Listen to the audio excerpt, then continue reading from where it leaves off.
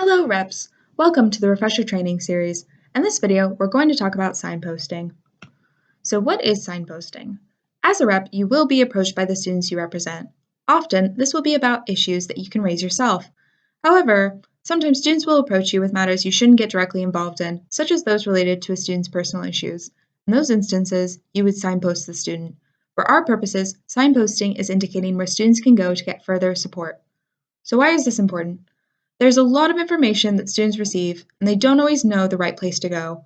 By knowing where and when to signpost students, you're giving them the tools to be able to handle their situation efficiently. When should you signpost? If you're approached with feedback, you can handle this one of two ways as a rep, either signpost the student or raise the issue yourself with a relevant staff member or contact. Generally, if an individual student approaches you about a problem, you would signpost. If a student or students approach you with feedback impacting their experience and it's related to the course or group of students you represent as a whole, you would raise the issue yourself. Think about it this way. You were elected to represent all the students in your course, not just one individual. We'll look at a few scenarios to better understand this.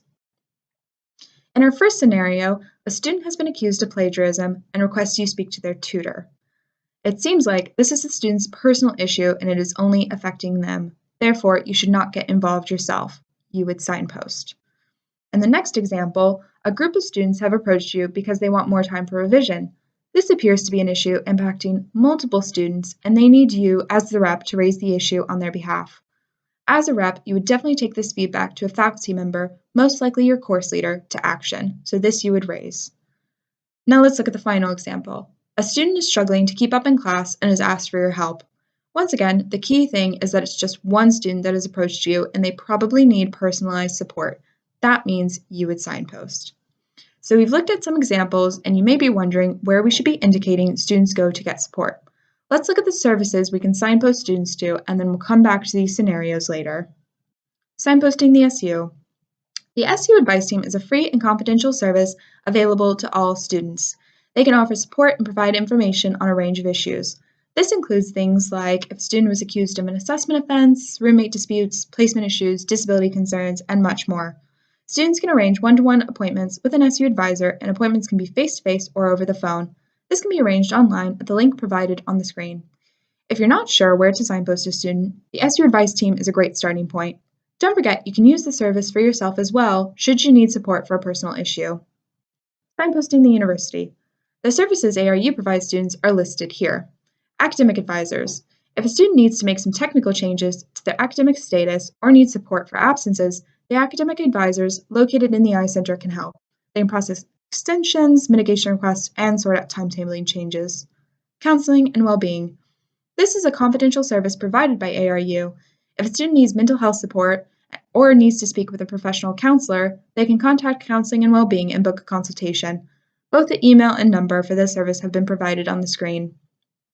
Finally, Study Skills Plus offers sessions on a range of different academic skills to help students increase their knowledge and abilities. They're located in the library and offer group sessions as well as individual sessions. Further information on all of these services can be found on My Anglia. Now that we know where to signpost student, let's think back to our previous scenarios. For the students that approached you because they've been accused of plagiarism, you could signpost them to the SU Advice Team and/or academic advisors. If you say something like, I can't help you with that, but the SU Advice Team can, they're located in the SU space, you're giving the student all the information they need while being polite but firm in your refusal to get directly involved.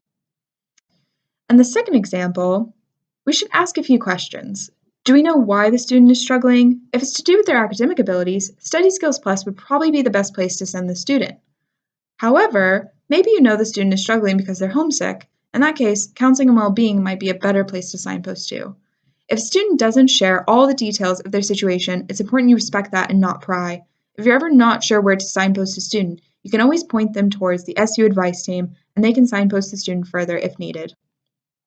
Oftentimes, a situation is not black or white, and a student can be signposted to more than one service. That is completely fine. Each circumstance will be different, but taking time to listen to what the student has to say and understanding when it's best for you to remove yourself from the equation is the key to signposting effectively. As always, if you have any questions about this video or specific signposting situations, please get in contact with your relevant coordinator. Further videos in the refresher training series are available on the SU's website.